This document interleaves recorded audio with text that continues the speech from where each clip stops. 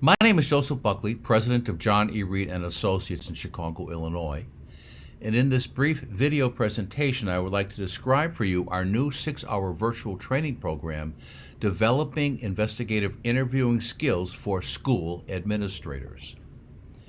Principals, assistant principals, deans, and other school administrators oftentimes are called upon to conduct investigations of students, and in some cases staff, regarding involvement in inappropriate and, in some instances, illegal activities, such as assaults, the use, possession, or sale of illegal drugs, bullying, fights, bringing weapons to school, thefts, threats against the school, destruction of property, inappropriate behavior by staff with students, etc. In this 6-hour virtual presentation, you will learn how to structure the investigative interview, how to evaluate the credibility of the subject during the interview, and how to create an environment conducive to the subject telling the truth about what they did. During the past several decades, this program has been presented as an in-person live training program to numerous state school associations, including Illinois, Oregon, Missouri, Indiana, Michigan, New York, Wisconsin, and others. The response has been consistently very favorable, with such comments as the best training I've attended. This is the second time I attended the workshop. I've used the skill almost daily. Great class, very practical, I can use immediately. Best workshop I've attended in years. Great presentation. Very useful material I can use when dealing with student discipline.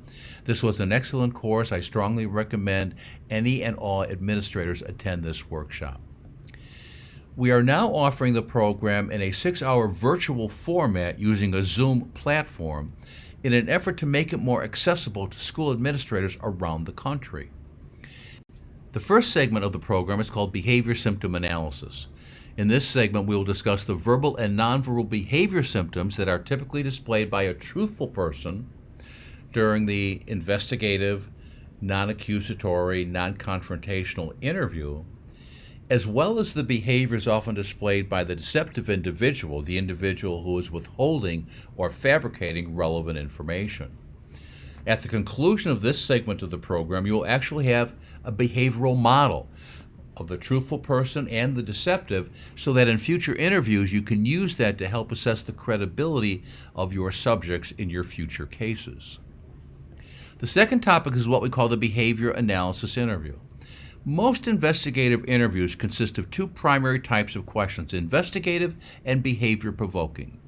Investigative are your traditional who, what, when, where, why questions that are used to develop the subject's story, their statement, what they say happened, what they say they saw or did, what their activities were during the time period that we're investigating, etc. The second type of question we're going to introduce you to are behavior-provoking questions. These are questions that in many cases we've been using for 7 decades, and we've seen thousands of individuals answer them. And we know that most truthful people answer these particular questions one way, while the deceptive typically answers them in a different way. And so we're going to give you several of these questions in the course, how to phrase them, what the principle of response is, examples of truthful answers and deceptive. And you will be able to use these immediately in your future interviews, and I will guarantee you, adding them into the interview process will significantly enhance your ability to determine who's being truthful and who may not be completely honest with you during the interview.